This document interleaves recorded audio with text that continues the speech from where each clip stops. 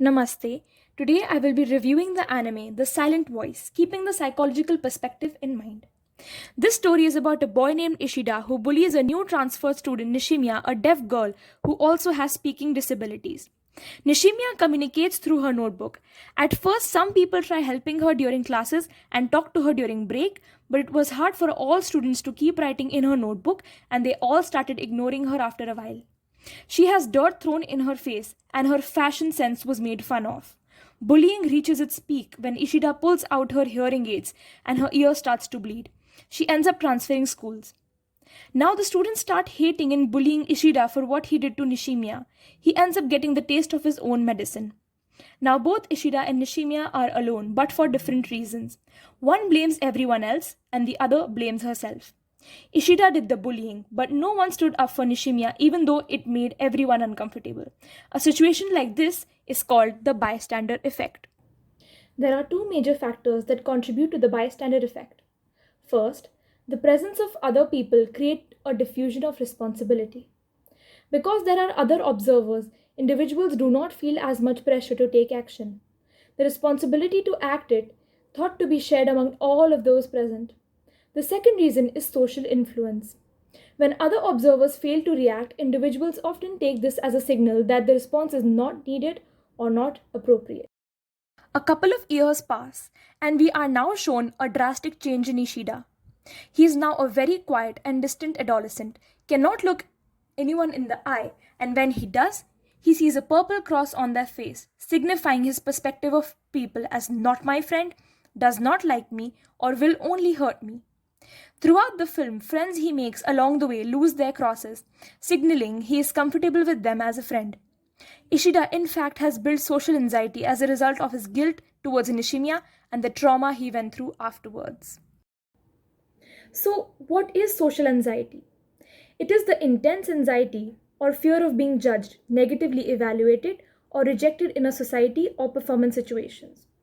Anyone with social anxiety disorder can experience it in different ways.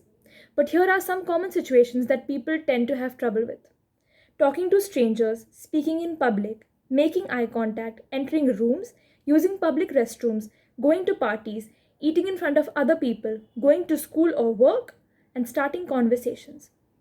All socially anxious people have different reasons for dreading certain situations, but in general, it's an overwhelming feeling of being judged by others in social situations, being embarrassed or humiliated, and showing it by blushing, sweating, or shaking, accidentally offending someone, or being the center of attention.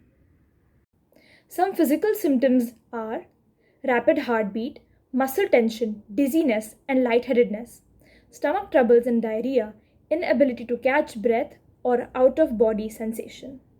What is trauma? Trauma is the response to a deeply distressing or disturbing event that overwhelms an individual's ability to cope, causes feeling of helplessness, diminishes their sense of self, and their ability to feel the full range of emotions and experiences. Emotional signs include sadness, anger, denial, fear, and shame.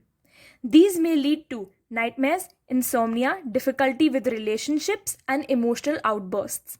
Common physical symptoms are nausea, dizziness, altered sleep patterns, changes in appetite, and headaches.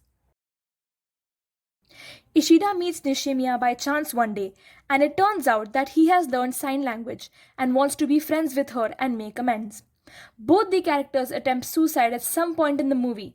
Ishida because he cannot get over his trauma and cannot forgive himself for what he did to Nishimiya, even though she has forgiven him. Nishimiya, on the other hand, comes to realization how isolated Ishida is from everyone. She begins to believe that she is the reason for his isolation.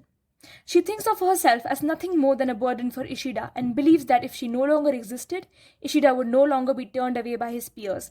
She loathes and blames herself for what Ishida had to go through.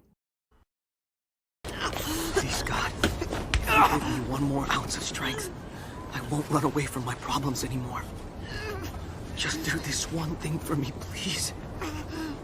Starting tomorrow, I'll look everyone in the eye. Starting tomorrow, I'll listen when people speak to me. Starting tomorrow, I'll be better. At the end of the movie, Ishida still can't face his fear and anxiety head on. He asks Nishimiya to help him accept everyone, and he has to metaphorically stop shutting people out. Ishida finally sees what he has been blocking, and that's life. He says, I want you to teach me how to live, therefore becoming each other's pillar of support. This movie tried to teach us that no one can face their problems alone. We all struggle and make mistakes, and it's how we deal with these mistakes and own up to these mistakes that define who we are. We are not our mistakes. We are more than our misgivings. This movie has forgiveness at its core, and the moral is that it's possible to move forward. Thank you.